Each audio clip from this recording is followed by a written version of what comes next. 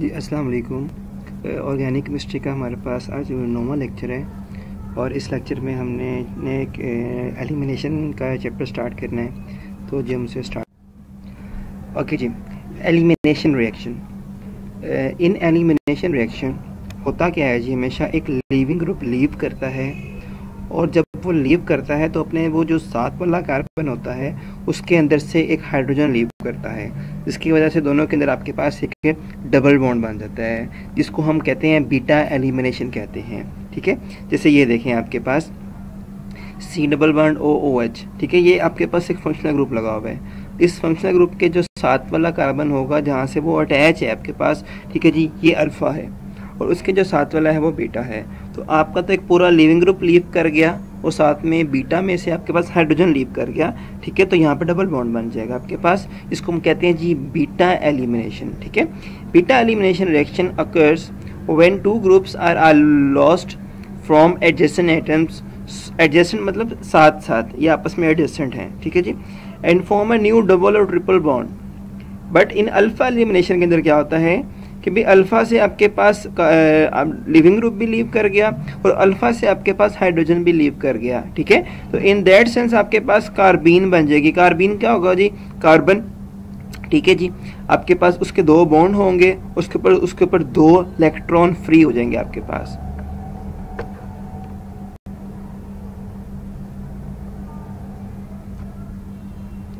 एक बॉन्ड ये, एक बॉन्ड ये, लो जी, तो ये आपके पास कार्बीन बन जाएगी आपके पास। ठीक है जी, और अगर आप गैमा एलिमिनेशन की बात करेंगे, जब गैमा से निकलेगा तो एक पूरा रिंग बन जाएगा आपके पास। अच्छा जी, अब इसका मैकेनिज्म आपके पास क्या है। ठीक है जी, कहते हैं देयर आर, हम इसको दो कैटेगरी में डिवाइड करते हैं। एक वो रिएक्शन जो सॉल्यूशन के अंदर होते हैं आपके पास, और एक वो रिएक्शन जो किसी गैस फेज के अंदर होते हैं आपके पास। पायरोलिटिकल एलिमिनेशन कहते हैं उसको हम। ठीक है जी, in the reaction one group leaves, ठीक है, विद इट्स इलेक्ट्रॉन, कि एक ग्रुप ने अपने इलेक्ट्रॉन से लीव करना है, एंड अदर विदाउट, और दूसरा जो होगा एटम वो विदाउट इलेक्ट्रॉन लीव करेगा। तो जो दूसरा है होगा आपके पास वो हमेशा हाइड्रोजन होगा आपके पास। कहता है in this case the former group is living group और द न्यूक्लियोफ्यूज। हमने पढ़ा था कि जब कभी कोई चीज अपने इलेक्ट्रॉन समेत निकल जाती है उसे न्यूक्लियोफ्यूज कहते हैं। फर्स्ट लेक्चर में ये बात मैंने डिस्कस की थी आपके साथ। अब substitution reaction can sometime competes with the elimination reaction, कि जैसे सब्स्टिट्यूशन होती है वैसी एलिमिनेशन होती है, दोनों का आपस में कंपैरिजन करते हैं। इसी हवाले से हम उसको E1 E2 कह देते हैं, SN1 SN2 कह देते हैं। ठीक है, इनके ऑर्डर्स के हवाले से। फॉर पायरोलिटिकल एलिमिनेशन मतलब वो रिएक्शन जो गैसेस फेज में हो रहे हैं, there are two principal mechanism. ठीक है, उनके दो मैकेनिज्म आपके पास हैं, या तो वो पेरीसाइक्लिक होंगे या वो फ्री रेडिकल पाथवे होंगे आपके पास। ठीक है जी, in most beta elimination the new bonds carbon to carbon double bond बनेगा, ये carbon to carbon triple bond बनेगा आपके पास। ठीक है जी, ओके जी। नेक्स्ट हमारे पास आ गया जी E2 मैकेनिज्म। ठीक है, अब उस मैकेनिज्म को उसने दिखाया गया है। कुछ पॉइंट यहाँ पे नोट कर लें। It is the E2 stand for biomolecular elimination. ठीक है, the proton on the beta carbon is pulled off by base. अब यहाँ पे न्यूक्लियोफाइल ने अटैक नहीं करना, यहाँ पे बेस अटैक करेगी। बेस आई, बेस ने इस प्रोटॉन को निकाल दिया, leading to the near simultaneously exclusion of the living group, और साथ में आपका लिविंग ग्रुप लीव कर गया अपने इलेक्ट्रॉन लेके। अगर कोई लिविंग ग्रुप अपने इलेक्ट्रॉन लेके लीव करता है उसको हम न्यूक्लियोफ्यूज कहते हैं आपके पास। ठीक है, तो यहाँ से लिविंग ग्रुप लीव कर गया, यहाँ से हाइड्रोजन लीव कर गया, उन दोनों के दरमियान में डबल बॉन्ड बन गया आपके पास। The mechanism take place in one step. ठीक है, एक स्टेप में सारा का सारा रिएक्शन हो गया, and it is kinetically second order reaction. ठीक है, अगर हम बेस के हवाले से बात करते हैं तो फर्स्ट ऑर्डर, सबस्ट्रेट के हवाले से बात करते हैं तो फर्स्ट ऑर्डर, और ओवरऑल बात करते हैं तो it is a second order reaction आपके पास। And it can be comparable with the SN2 mechanism, जिसको आप SN2 मैकेनिज्म से कंपेयर भी कर सकते हैं आपके पास। कहते हैं it depend upon the substrate, आपके सबस्ट्रेट के ऊपर डिपेंड कर रहा है। अगर आपके पास एक स्ट्रॉन्ग बेस आपने ली हुई है जो इसके ऊपर अटैक कर रही है तो डेफिनेटली एलिमिनेशन होगी। अगर आपके पास जी न्यूक्लियोफाइल आपके पास है ठीक है, वो इसके ऊपर अटैक कर रहा है, ठीक है, तो उस केस में आपके पास क्या होगा जी, SN2 फॉलो होगा आपके पास।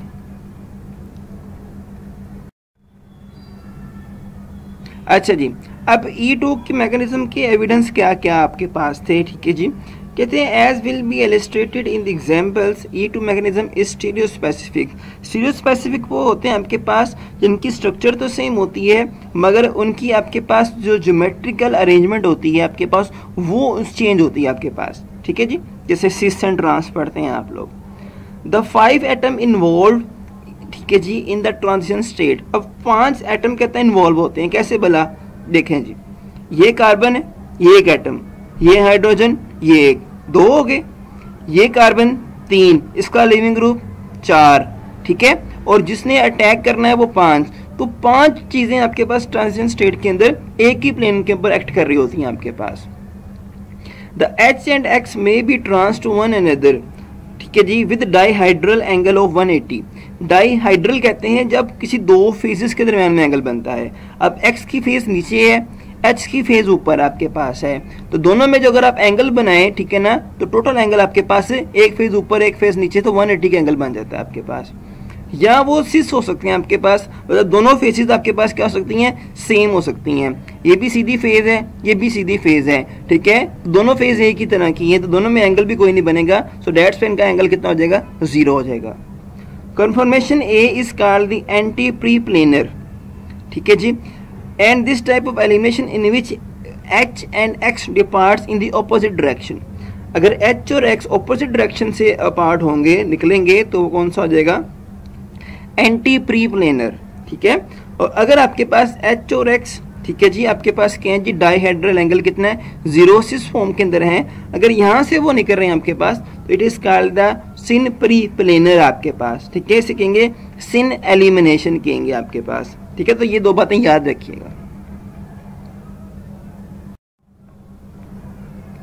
ओके जी, नेक्स्ट आपके पास इसका जो मैकेनिज्म शो करवाया है, कुछ एग्जांपल बताई गई हैं आपके पास। नंबर 1 एग्जांपल कहते हैं, if the reaction with the base to remove the beta hydrogen atom is intermolecular. ये बात याद रखिएगा, इंटरमॉलिक्यूलर मतलब एक मॉलिक्यूल के अंदर से बीटा हाइड्रोजन के ऊपर क्या हो रहा है, अटैक हो रहा है। Anti elimination is greatly favoured over the syn elimination.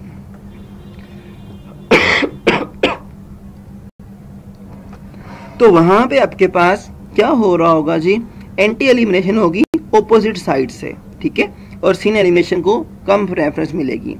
Largely because the anti transition state molecule requires less energy and the molecule is expected to have the greater percentage of this conformation, because यहाँ पर क्या होगा जी, बहुत ही कम energy आपको मिलेगी। इस वाले point के ऊपर जो आपके पास एनर्जी है वो बहुत ही आपके पास अनस्टेबल जो एनर्जी है वो कम होगी, बिकॉज ये ऑपोजिट डायरेक्शन के ऊपर है, ये यहाँ से लीव कर जाएगा, यहाँ से लीव कर जाएगा, तो यहाँ पे एनर्जी कम होगी, तो इसके चांसेस होने के ज़्यादा होंगे आपके पास। If the base is threaded मतलब tie up, if the base is tie up to the molecule such that approaches to the beta hydrogen atom must be intramolecular. अगर अब 2 मॉलिक्यूल्स हैं, इसमें एक मॉलिक्यूल बेस का काम कर रहा है और एक मॉलिक्यूल सबस्ट्रेट है, उन दोनों का मिक्सचर रखा हुआ है आप लोगों ने। यहाँ पे तो था ना, आपने बाहर से बेस इंट्रोड्यूस करवाई, अब यहाँ पे दोनों का आपस में मिक्सचर पड़ा हुआ है, ठीक है, तो इंट्रामॉलिक्यूलर है। The higher energy eclipsed transition state B is required for the reaction. अब इस केस में जो ट्रांजिशन एनर्जी होगी वो बहुत ज़्यादा होगी, बिकॉज वो फौरन से उसके ऊपर अटैक करेगा, और जो ट्रांजिशन एनर्जी आपके पास होगी, ठीक है ना, एक तरफ से वो लीव कर रहा है, एक तरफ से आपके पास X लीव कर रहा है, एक तरफ से H लीव कर रहा है, तो बहुत ज़्यादा एनर्जी आपके पास आ जाएगी यहाँ से, तो यहाँ पे एनर्जी हाई हो जाएगी आपके पास, and much less of the conformation is expected. और यहाँ पे आपके पास जो ये कन्फर्मेशन आपके पास है, इसको आपके पास जो B वाला कन्फर्मेशन आपके पास है, इसका रिएक्शन कम होगा आपके पास। Solvent effect play an important role in the conformation, जिसको हम सॉल इफेक्ट्स और सॉल्वेंट में बहुत डिटेल से पढ़ लेंगे, अभी हम इसको डिस्कस नहीं। अच्छा जी, the elimination is stereo specific elimination of the HBr from the meso 1,2 dibromo 1,2 diphenyl ethane, ठीक है, ये हमारे पास कंपाउंड है जी मेसो आपके पास। अगर आप यहाँ पे एलिमिनेशन करेंगे तो आपको सिस कंपाउंड मिलेगा। और अगर आपके पास इसका डीएल पेयर बना लें आप लोग, ठीक है ना, मैंने आपको बताया था मेजो क्या होता है, आपके पास फंक्शनल ग्रुप एक तरफ लगे होते हैं आपके पास, ठीक है जी। एरिथ्रो के अंदर आपके पास क्या होता है, फंक्शनल ग्रुप आपके पास चेंज होती है उनकी डायरेक्शन आपके पास, ठीक है। तो इसके हमने डीएल पेयर, मतलब एक पॉजिटिव है, एक पॉजिटिव एनेंशियोमर है, एक नेगेटिव एनेंशियोमर आपके पास हैं, ये दोनों एक दूसरे के मिरर इमेजेस आपके पास हैं, ठीक है। तो इन दैट केस अगर आप इनसे रिएक्शन करवाएंगे, इनकी एलिमिनेशन करवाएंगे, तो ये कौन सा बनेगा, ट्रांस बनेगा आपके पास, ठीक है। अगर आपके पास यहाँ पे जो elimination has demonstrated in case where the electrofuge is not hydrogen, अगर आपके पास हाइड्रोजन नहीं है electrofuge in the reaction of two three dibromobutane with iodine ion, अगर आप आयोडीन आयन से इसका रिएक्शन करवा रहे हैं और जो हाइड्रोजन आपके पास है वो बिल्कुल भी इलेक्ट्रोफ्यूज नहीं है, मतलब लीव करने के बाद अपने इलेक्ट्रॉन छोड़ के लीव नहीं कर रहा, तो आपके पास दोनों के दोनों ब्रोमीन लीव कर जाएंगे मगर हाइड्रोजन लीव नहीं करेगा इस केस में आपके पास, ठीक है। तो ये इसमें चेंज आपके पास आ जाएगा इन केस ऑफ अगर आयोडीन अटैक कर रहा है आपके पास, ठीक है। बाकी जो दो आपके पास आपने जो बातें याद करनी है, मेजो आपको सिस देगा और डीएल पेयर आपके पास जो पॉजिटिव नेगेटिव पेयर आपके पास है वो आपको ट्रांसफॉर्म के अंदर प्रोडक्ट देंगे आपके पास। अच्छा जी, नेक्स्ट हमारे पास एक और एग्जांपल आपके पास है, कहते हैं इन ओपन चेन, ठीक है जी। ओपन चेन के अंदर क्या होता है, C2 से सिंगल बॉन्ड होता है, आप जैसे मर्जी चेन को रिवर्स कर लें, ऊपर कर लें, नीचे कर लें, इसमें टेंशन की बात नहीं है। अगर कहता है कोई साइक्लिक कंपाउंड आ जाए, उस केस में क्या होगा, कहता अगर आपके पास कोई साइक्लिक कंपाउंड आ जाता है, ठीक है, तो उसके अंदर 9 स्टीरियोआइसोमर बनेंगे। अगर आपके सामने कंपाउंड दिखाया गया है 1 2 3 5 6 हेक्साक्लोरोहेक्सेन, ठीक है, तो 6 क्लोरीन लगे हुए हैं आपके पास, एक सर्कल बना हुआ है आपके पास साइक्लिक फॉर्म के अंदर। तो कहते हैं अगर आप इसके आइसोमर बनाना चाहें तो 9 आइसोमर बनेंगे आपके पास, ठीक है जी। 7 इसके मेजो फॉर्म के फॉर्म बनेंगी इसकी आपके पास, और आपके पास एक डी और एक एल पेयर बनेगा, तो टोटल 9 हो जाएंगे आपके पास, इसके आइसोमर हो जाएंगे। कहते हैं इन 7 के अंदर से जो 4 आपके पास मेजो कंपाउंड्स हैं and the DL pair were treated with the base to initiate the elimination, हमने उनकी एलिमिनेशन स्टार्ट करवाई। सिर्फ उन 9 के अंदर से सिर्फ जो एक कंपाउंड था जो जहाँ पे मैंने मेंशन किया हुआ है आप लोगों के लिए, यही कंपाउंड आपके पास आपको यहाँ पे एलिमिनेशन शो करवा रहा था, बाकी 8 के 8 कंपाउंड ने एलिमिनेशन शो नहीं करवाया, ठीक है जी। इनका जो एलिमिनेशन का रेट आपके पास था, the fastest elimination rate was about 3 time as fast as the slowest, ठीक है, कि जो सबसे जो फास्टेस्ट एलिमिनेशन का जो रेट आपके पास था, ठीक है, वो स्लोएस्ट से 3 गुना क्या था, ज़्यादा था आपके पास। बट द रेट फॉर 1 जो अभी मैंने यहाँ पे शो करवाया हुआ है was 7000 times slower then that of the slowest of the other isomer, मगर इसका जो रेट आपके पास है वो 7000 टाइम लोअर है। बेटा जितना रेट कम होगा उतना ही डबल बॉन्ड ज़्यादा बनेगा और ज़्यादा स्टेबल स्ट्रक्चर बनेगी इस केस में आपके पास, ठीक है। यहाँ पे हमने 2 चीज़ें निकलवानी है आपके पास, ठीक है, हमने एक लीविंग ग्रुप भी लीव करवाना है और हमने आपके पास H भी रिमूव करवाना है आपके पास। तो कहते हैं ये जो आपके पास है, the result demonstrate that the anti elimination is greatly favoured over the syn elimination, although the latter must be taking place on 1 but very slow to be sure. और ज़ाहिर बात है आपके पास जो सेकंड आपके पास जो है एंटी एलिमिनेशन, ठीक है जी, वो यहाँ पे परफॉर्म होगी आपके पास, बिकॉज जी आपके पास जो क्लोरीन और हाइड्रोजन आपके पास हैं, ठीक है ना, ऑपोजिट डायरेक्शन में लगे हुए हैं, ये इनवर्ड है, ये आउटवर्ड आपके पास है, ठीक है। तो इस केस में आपके पास जो होना है रिएक्शन आपके पास वो क्या होना है, एंटी एलिमिनेशन होनी है आपके पास, ठीक है। ओके जी, एक और एग्जांपल हम ले रहे हैं जी आपके पास, ठीक है जी। The preceding result show that the elimination of HCl in the 6 member ring proceed best when the H and X are trans and diaxial to each other आपके पास, ठीक है। अभी हमने जो लास्ट बात रिएक्शन पढ़े हैं अभी, उसका ये कंक्लूजन कर रहा है आपके पास। अच्छा जी, third example, for an E2 type reaction the beta hydrogen that is removed by the base must be anti preplanar to the leaving group, ठीक है, वो प्रीप्लेनर होना चाहिए आपके पास, लीविंग ग्रुप के ऑपोजिट होना चाहिए, which requires that the leaving group and the beta hydrogen atoms should be trans and diagonal if they are conformation of the higher energy. The result with the menthol and the neomenthal chloride are interpretable on the basis of the trans diaxial relationship of the hydrogen and the living group. अभी हमने दो compound study करने हैं जिसके अंदर हम एक मेंथल और एक आपके पास नियोमेंथल के बारे में पढ़ेंगे, मगर उससे पहले आपके लिए जानना जरूरी है जी एक्सियल पोजीशन कौन सी होती है और इक्वेटोरियल पोजीशन कौन सी होती है। तो बेटा सिंपल आपने ये याद करना है, अगर आपके पास आपका एच या कोई भी एटम आपके फेस के साथ 90 का एंगल बना रहा है तो वो एक्सियल पोजीशन आपके पास है, ठीक है। अगर उसकी फेस से पोजीशन 90 से कम बन रही है, 90 से ज़्यादा बन रही है आपके पास, ठीक है, तो वो जो पोजीशन होगी आपके पास वो इक्वेटोरियल होगी। यहाँ पे जो आपके पास जो ब्लैक है, ये देखिए एंगल 90 का बन रहा है आपके पास, 90 का एंगल, 90 का एंगल, 90 का एंगल, 90 का angle, these are the axial. अब एच देखिए यहाँ पे 90 का एंगल नहीं बन रहा, ठीक है जी, यहाँ पे 90 का एंगल नहीं बन रहा फेस के साथ, अपने फेस के साथ क्या करना है, यहाँ पे नहीं बन रहा, ठीक है जी, यहाँ पे नहीं बन रहा, तो ये कौन सी हो जाएंगी, इक्वेटोरियल। तो ये चीज़ें याद रखनी है, 90 का एंगल बनेगा तो एक्सियल, अगर 90 से कम या ज़्यादा बनेगा तो इक्वेटोरियल होगा आपके पास। अच्छा जी, कहते हैं the more stable chair conformation of the neomenthyl chloride is 4, ये 4, ये वाला 4, ठीक है। अभी हमने जाहिर बात है कि भी इनके आपके आइसोमर बनेंगे आपस के अंदर, ठीक है, जो आइसोमर स्टेबल होगा वही परफॉर्म रिएक्शन करेगा। तो कहते हैं जी आपके पास जो नियोमेंथाइल क्लोराइड आपके पास यहाँ पे शो करवाया गया है, in which the chlorine is axial. Chlorine की पोजीशन कौन सी है जी, फेस के साथ एक्सियल 90 का एंगल बन रहा है आपके पास, ठीक है जी। And there are axial hydrogen atom on both C2 and C4। इसकी जो सेकंड पोजीशन है और फोर्थ पोजीशन है वहाँ पे भी हाइड्रोजन 90 है, यहाँ पे भी हाइड्रोजन क्या है 90 आपके पास है, ठीक है जी। ये आपके पास क्या है जी, अपवर्ड है, ये इनवर्ड आपके पास है, ठीक है, ऑपोजिट डायरेक्शन में लगे हुए हैं आपके पास। The results are neomenthyl chloride gives the rapid E2 elimination, यहाँ पे एलिमिनेशन बहुत रैपिड हो जाएगी।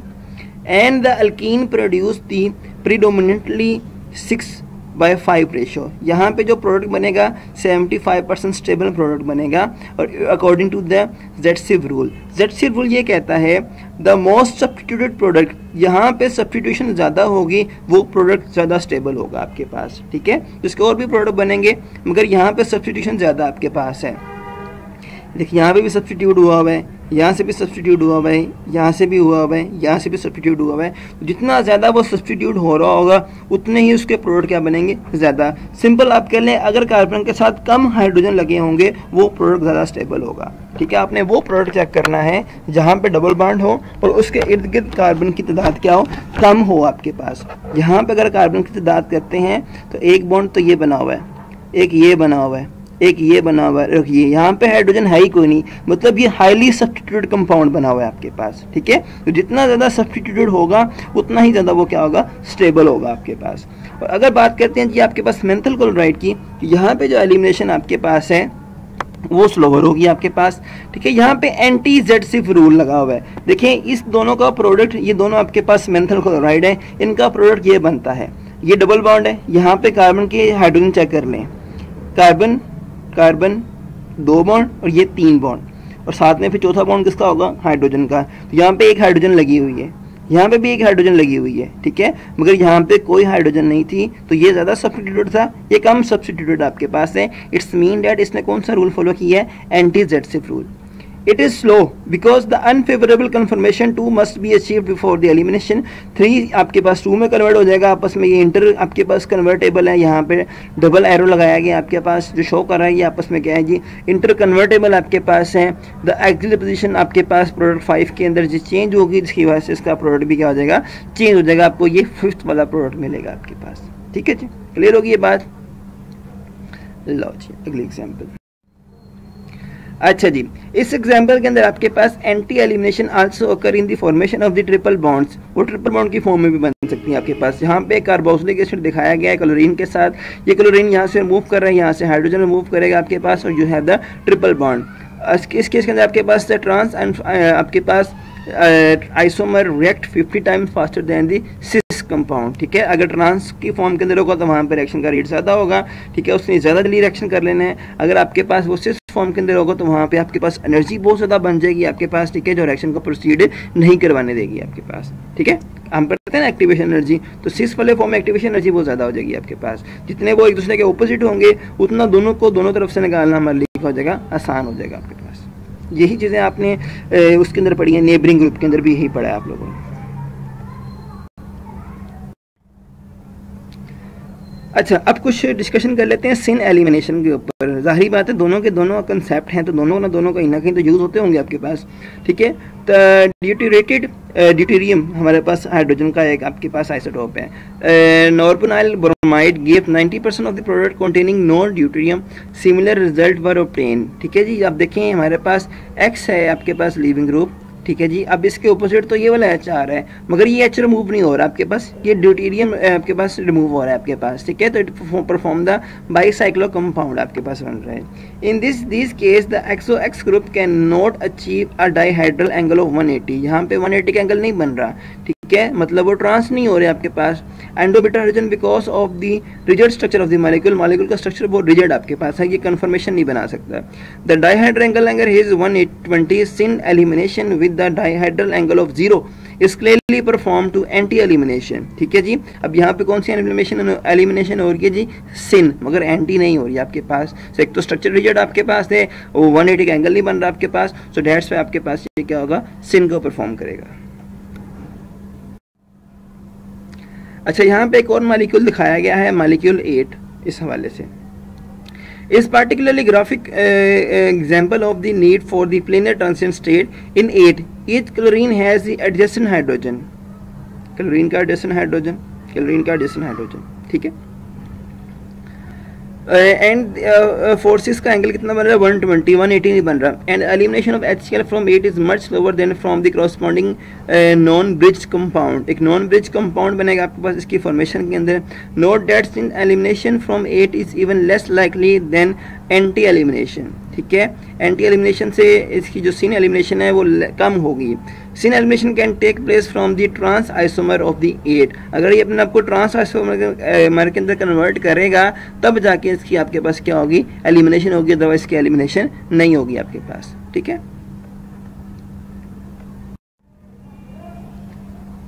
ओके जी, अब हमने जो सारा पढ़ा है उसका कंक्लूजन क्या है, सिंपल सी बात, anti elimination require the dihedral angle of the 180। When the angle can not be achieved, anti elimination is greatly slowed और प्रिवेंटेड इंटायरली, खत्म हो जाएगी बिल्कुल। For the simple system so far discuss, syn elimination is not found to any significant extent. अभी हमने 2 example पढ़ी, इनकी कोई अहमियत नहीं मिली हमें। Unless anti-elimination is greatly diminished by the failure to achieve the 180 angle, अगर 180 एंगल नहीं बन रहा, एंटी एलिमिनेशन नहीं हो रही, तब वहाँ जाके सिन होगी, अदरवाइज सिन का कोई इतना खातिर ख्वाह रोल नहीं आपके पास है, ठीक है जी। हमने भी जो पहले एग्जाम्पल पढ़ी 8 वाली एग्जाम्पल, 8 वाली जो स्ट्रक्चर थी उसके अंदर उसने क्या किया, कहता अगर वो सिन में नहीं हो रहा तो अपने आप को वो एंटी में कन्वर्ट करेगा, फिर रिएक्शन होगा आपके पास, ठीक है।